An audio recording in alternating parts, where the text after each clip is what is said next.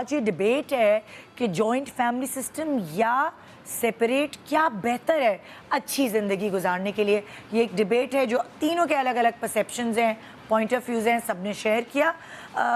میرے پاس یہاں اس وقت موجود ہیں. اب ہم آہستہ آہستہ لوگوں کے اپنے پرسنل ایکسپیرینسز سے لے کر اس ڈبیٹ کے پوائنٹس شاید چینج کر سکیں یا اسی سٹیج پہ رہیں.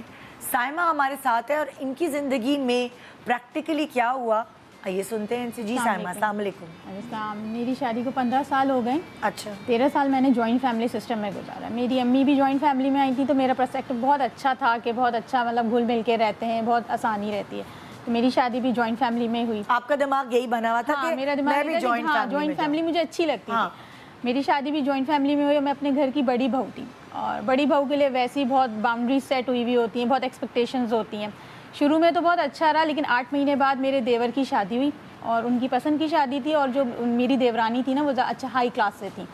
تو میرے سسرال والے ویسے ہی ان سے تھوڑے مروب تھے اور مطلب ڈرتے تھے کہ ان کے آگے کچھ بولے نہیں, انہیں روکے ٹوکے نہیں, مطلب ان کو ہر طرح کی آزادی تھی. چلتے چلتے وہ چیز کمپیریزن میں بدلنا شروع ہو گئی. اب مجھے بھی فیل ہونے لگا کیونکہ کام کے ٹائم پہ وہ میرا نام آتا تھا لیکن کہیں اپریسیشن ہے یا پریزنٹ کرنا ہے تو وہ میری دیورانی کی بات ہوتی تھی. یہ کمپیریزن نا میرے گھر میں میری ساس کے تھرو یہ شروع ہوا تھا. ہوتے ہوتے ہوتے یہ اتنا زیادہ ہو گیا تھا کہ میں بہت زیادہ نا خود ہی اپنے آپ میں ہی فرسٹریٹڈ ہو گئی تھی کہ میں اپنے بچوں کو بھی کمپیئر کرنے لگی تھی. میں اپنے ہسبینڈ سے بھی لڑنے لگی تھی کہ اس کا ہسبینڈ تو یہ بھی لاتا ہے آپ نہیں کرتے, اور میرے بچے جو ہیں اس کے بچے دیکھیں ایسا پہنتے ہیں ایسا کھاتے ہیں, میرے بچوں کے لیے آپ نہیں کر پاتے. تو یہ ٹائم چلتا رہا میں بہت زیادہ اس چیز سے نا فرسٹریٹڈ ہو گئی تھی. اچھا میری ساس بھی کہیں آنا جانا کچھ بھی ہے تو وہ میری دیورانی کو ہی پریفر کرتی تھی, مجھے نہیں اتنا وہ امپورٹنٹ تھی. لائک 3rd گریڈ پرسن کے طور پہ میرا وہ تھا گھر میں.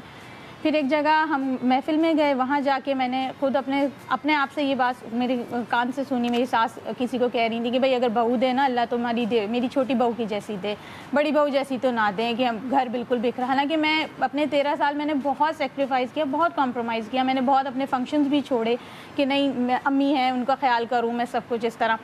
پھر میرا بس ہو گئی تھی, دل ٹوٹ گیا. میں بہت میں گھر آ کے سمجھے پریشر کوکر پھٹتا ہے نا وہ والی بات ہو گئی تھی. میں بہت چیخی چلائی, میں بہت روئی.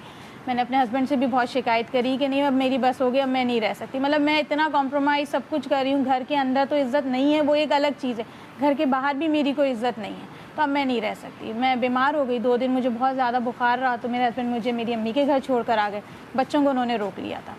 وہ صبح جاتے تھے ان کو ناشتہ کرا کے جاتے تھے اور کچھ چیزیں وغیرہ دلا کے جاتے تھے کہ واپس آئیں گے, تو جب تک آ کے پوچھتے تھے بچوں سے بیٹا کھانا وانا کھایا تم نے, تو بچے کہتے تھے نہیں کھایا. وہ کہتے تھے آپ نے دادی سے یا چاچی سے, وہ لوگ کہنے گے نہیں انہوں نے پوچھا ہی نہیں. امی سے پوچھتے تھے تو وہ کہتے تھے نہیں ہم نے تو بولا تھا انہوں نے منع کر دیا. تو یہ چیز ان کو پھر ریئلائز ہونے لگی کہ واقعی میرے بیوی بچوں کے ساتھ اس گھر میں اچھا برتاؤ نہیں رہتا.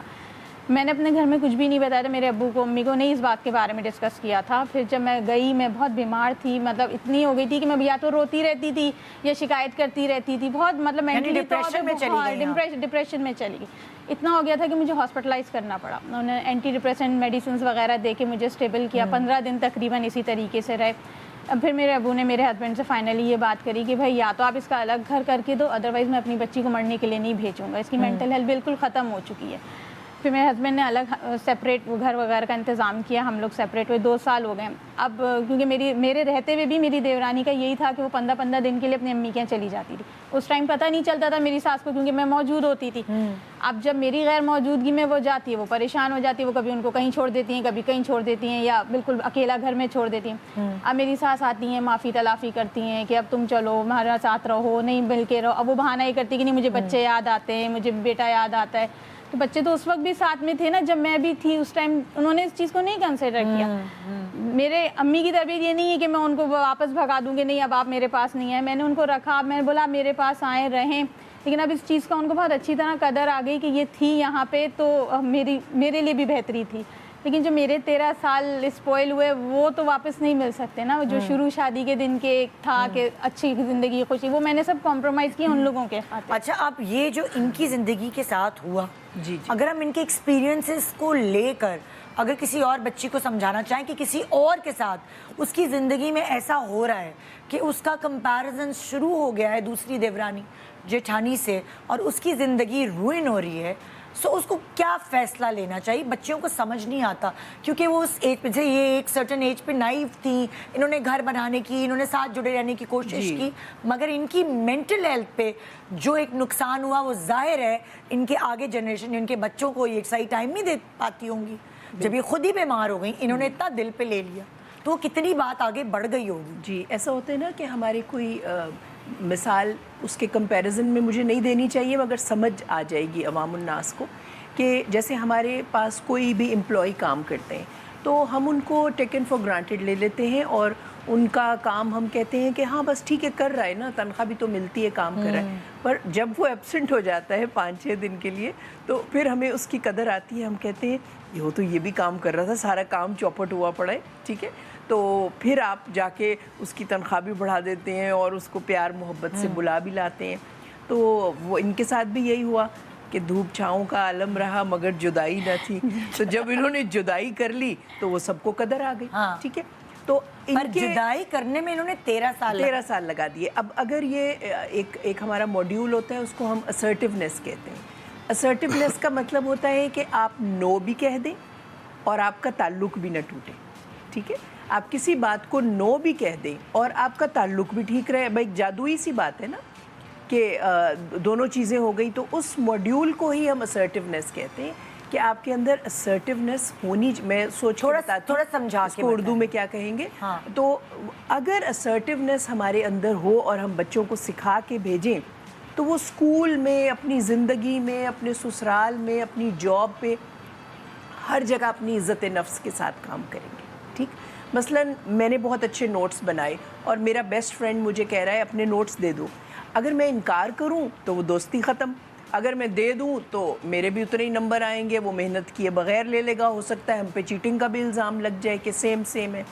تو اب میں ایک تیسرا راستہ اختیار کر کے آپ کو سمجھانے کے لیے بات بتا رہی ہوں کہ میں اس کو یہ کہوں گی کہ دیکھو میں اپنے نوٹس تو تمہیں ابھی نہیں دے سکتا مگر میں ایک کام کرتا ہوں. میں نے جن کتابوں سے نوٹس بنائے تھے نا وہ کتابیں تینوں میں تمہیں دے دیتا ہوں. تو تم اپنے بنا لو اور اگر نہیں سمجھ آئی تو میں تمہاری ہیلپ کر دوں گا. یعنی کہ برے بھی نہیں ہوئے. نہیں، آپ نے نو بھی کہہ دیا، یعنی کوئی تیسرا راستہ. جی آپ نے نو بھی کہا، آپ نے اس کا مسئلے کا حل نکالنے کے لیے سجیشن بھی دیا اور آپ نے اینڈ میں ایک گڈ پوائنٹ بھی دیا. آخر میں اس بات کو ختم کرتے کرتے ہمیشہ یہ کہتے ہیں اچھا یہ بتاؤ چائے پیو گے یا کافی، ٹھیک ہے. یعنی آپ نے ایک دم بتایا کہ میں نے تمہیں نو تو کہا ہے مگر ہمارا تعلق نہیں ٹوٹا. اوکے ٹھیک ہے. جیسے آپ کی ساس کہیں کہ بیٹا یہ کام کر دو تو آپ ان سے کہیں کہ ابھی بہت سخت نیند آ رہی ہے، مجھے پتہ ہے آپ کا کام ضروری ہے، میں جیسے ہی سو کے اٹھوں گی تب کر دوں گی. اب آپ نے ڈیلے بھی کر دیا، اپنا آرام بھی کر لیا، وہ ایک طرح سے ان کو نو بھی کہہ دیا، وہ ناراض بھی نہیں ہوئی.